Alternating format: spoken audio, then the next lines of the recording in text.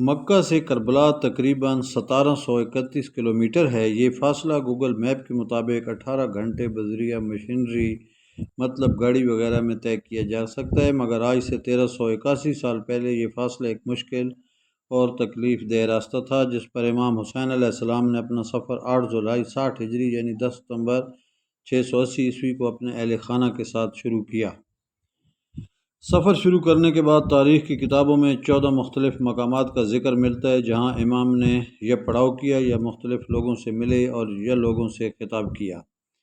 اس article میں ان 14 مقامات کا سرسری ذکر کیا جائے گا تاکہ جو لوگ نہیں جانتے انہیں سفر اور راستے کی تھوڑی آگاہی ہو سکے۔ نمبر 1، الصفا۔ یہ پہلا مقام تھا۔ امام اس جگہ پر عرب کے مشہور شاعر الفرزدق سے ملے اور اس سے کوفہ کے حالات پوچھے۔ شاعر بولا، کوفہ والوں کے دل آپ کے ساتھ ہیں، ان کی تلواریں آپ کے خلاف ہیں۔ شاعر نے امام کو کوفہ جانے سے روکا، مگر امام اپنا سفر جاری کر چکے تھے۔ نمبر 2، ذات ارق۔ مکہ سے کوفہ جاتے ہوئے یہ دوسرا مقام ہے جو مکہ سے تقریباً 92 کلومیٹر پر ہے۔ اس مقام پر امام اپنے کزن عبداللہ ابن جعفر سے ملے اور اس مقام پر عبداللہ ابن جعفر نے اپنے دونوں بیٹوں اون اور محمد کو امام کی خدمت میں پیش کیا اور ساتھ ہی امام کو کوفہ جانے سے روکا، جس پر امام نے جواب دیا، میری منزل اللہ کے ہاتھ میں ہے۔ نمبر 3، بطن الروما۔ یہ مقام ذات ارق سے کچھ کلومیٹر آگے ہے۔ یہاں امام نے قیس بن مشیر کے ہاتھ کوفہ والوں کو خط لکھا اور جہاں امام کی ملاقات عبداللہ بن متی سے ہوئی جو عراق سے آ رہا تھا۔ عبداللہ نے امام کو آگے جانے سے روکا اور بولا، کوفہ والوں پر بھروسہ نہیں کیا جا سکتا، وہ اہل وفا میں سے نہیں، مگر امام نے اپنا سفر جاری رکھا۔ نمبر 4، زرود۔ حجاز کی پہاڑیوں پر یہ ایک چھوٹا سا ٹاؤن تھا اور یہاں پر حجاز کی پہاڑیوں کا سلسلہ ختم ہو جاتا ہے اور عرب کا تبتہ ریگستان شروع ہوتا ہے۔ یہاں امام کی ملاقات زہیر ابن القین سے ہوئی۔ اسے جب پتہ چلا کہ امام کس مقصد کے لیے جا رہے ہیں تو اس نے اپنا تمام سامان اپنی بیوی کے حوالے کیا اور اسے کہا کہ تم گھر جاؤ، میری خواہش ہے کہ میں امام کے ساتھ قتل ہو جاؤں۔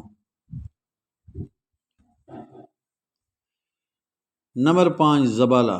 اس مقام پر امام کی ملاقات 2 آدمیوں سے ہوئی جن کا تعلق عرب کے قبیلہ اسدی سے تھا۔ انہوں نے امام کو کوفہ والوں کے ہاتھوں جناب مسلم بن عقیل کی شہادت کی خبر دی۔ امام نے فرمایا، بے شک ہم اللہ کے لیے ہیں اور اسی کی طرف لوٹ کر جانے والے ہیں اور بے شک وہ ہماری قربانیوں کا حساب رکھنے والا ہے۔ اس مقام پر امام نے اپنے ساتھ چلنے والوں کو بتایا کہ جناب مسلم اور جناب ہانی کو شہید کر دیا گیا ہے اور کوفہ والے ہماری نصرت نہیں کریں گے۔ امام نے اس مقام فرمایا، جو چھوڑ کر جانا چاہتا ہے واپس چلا جائے۔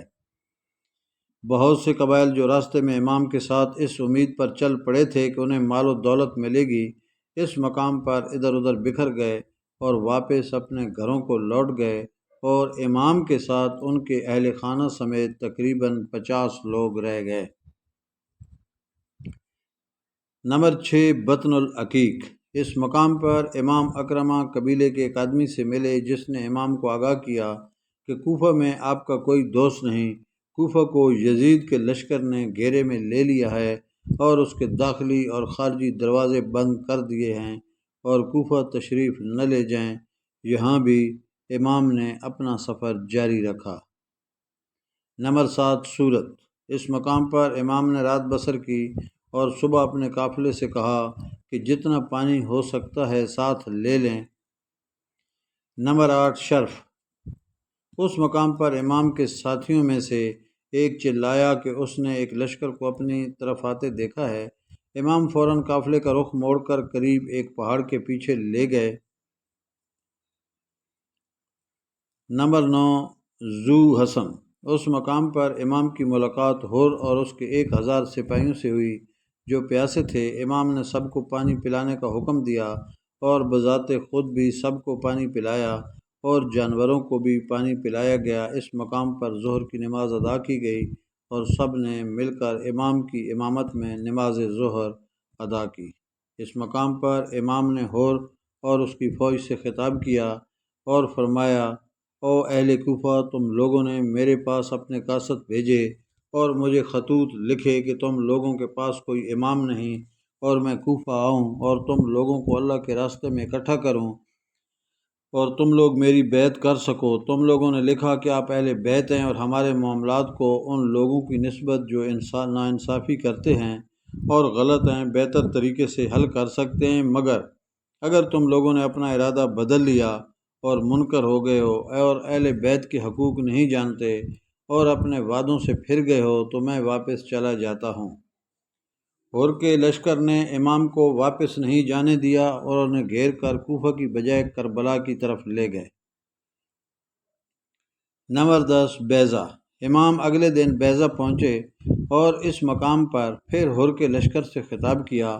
آپ نے فرمایا، لوگو، رسول اللہ صلی اللہ علیہ وآلہ وسلم نے فرمایا ہے، جو شخص ایسے بادشاہ کو دیکھے جو ظالم ہو، اللہ کے حرام قرار دیے کو حلال کہے، خدائی عہد و پیمان کو توڑے، سنت رسول کی مخالفت کرے، اللہ کے بندوں پر گناہ اور زیادتی کے ساتھ حکومت کرتا ہو، وہ شخص اپنی زبان، اپنے فعل اور اپنے ہاتھ سے اس بادشاہ کو نہ بدلے تو اللہ کو حق پہنچتا ہے کہ ایسے شخص کو اس بادشاہ کی جگہ جہنم میں داخل کرے۔ امام نے اس مقام پر مزید فرمایا، لوگوں، تمہیں معلوم نہیں کہ جن لوگوں نے شیطان کی اطاعت اختیار کی اور اللہ سے منہ پھیرا، ملک میں فساد برپا کیا، حدود شرع کو معطل کیا اور مال غنیمت کو اپنے لیے مختص کر دیا، ایسی صورت میں مجھ سے زیادہ کس پر فرض عائد ہوتا ہے کہ وہ اصلاح کی کوشش کرے۔ میرے پاس تمہارے قاصد آئے اور خطوط پہنچنے کہ تم نے بیعت کرنی ہے اور تم میرے مددگار بنو گے، مجھے تنہا نہ چھوڑو گے تو جنت میں جاؤ گے۔ طالب دعا حمدان ملک۔